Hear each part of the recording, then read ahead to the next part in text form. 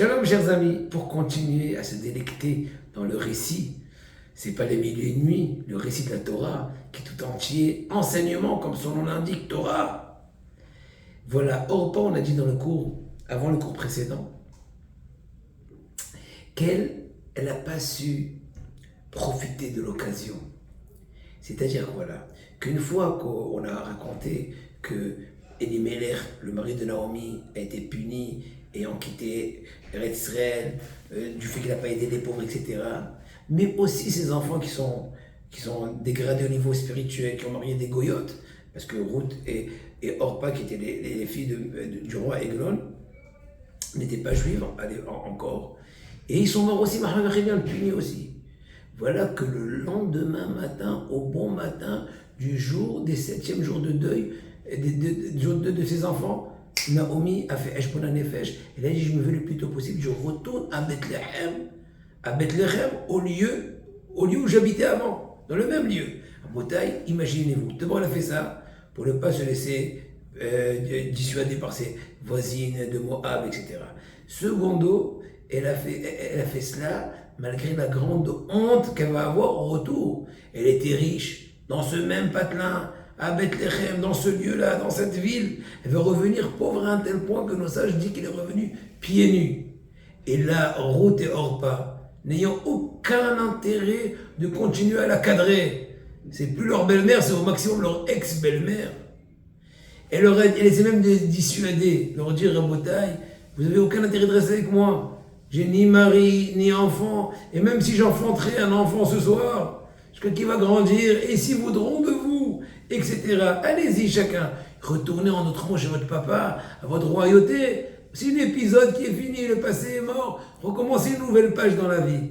Et là, Ruth et Orpa commençaient à pleurer, sont attachés fortement à Naomi. Naomi s'est bien comportée envers elle, parce que la halakha dit qu'il faut au plus possible repousser les convertis. C'est-à-dire que les convertis, quand ils se convertissent, ils sont comme la lèpre pour Am Israël. C'est vrai qu'ils sont bien convertis, etc. Mais quand même, nos sages disent comme la lèpre. Pourquoi ? Une des explications, c'est qu'un converti se comporte des fois tellement bien qu'il peut porter accusation à Israël. Voilà, toi qui es juif de souche, comment tu te comportes ? Voilà un goy d'hier qui mangeait des tréfautes, qui mangeait des choses interdites, comment il se comporte ? Ou à l'inverse, il est toujours encore attaché à sa goyoute, toute sa perception, civilisation. Il risquerait de faire apprendre des mauvaises habitudes aux juifs, ses frères, ses nouveaux frères. Mais en tout cas, malgré tout, Orpa, quand il a vu ça, comme ce qu'on a dit dans les cours précédents, elle a retourné sa nuque, Orpa, Oref, la nuque. Et Barabotaï, le même soir, nos sages racontent qu'elle a tellement dégringolé qu'elle s'est mariée, qu'elle a eu un rapport avec plusieurs goïms. Il y en a qui disent même un chien.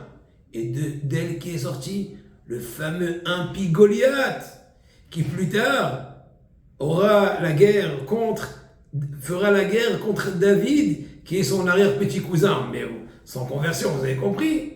Alors que Ruth, à l'inverse, Ruth qui a tenu, était prête, contre vent et marée, de continuer son dévouement vers la Torah, elle a eu David, regardez à Botaï. Le moussard, pour ce cours-là, quand tu as un éveil, c'est très grave si jamais tu le sauvegardes pas. Tu n'en fais pas de cela un hizouk, un renforcement par rapport à toi-même. Parce qu'à la rigueur, si tu es certain que je ne vas pas te renforcer, c'est plus grave que tu aurais entendu ce hizouk-là. Ce qui est arrivé à Orpa.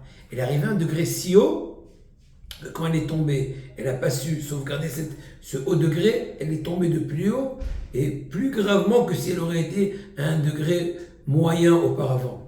Hizkou ve'itzu.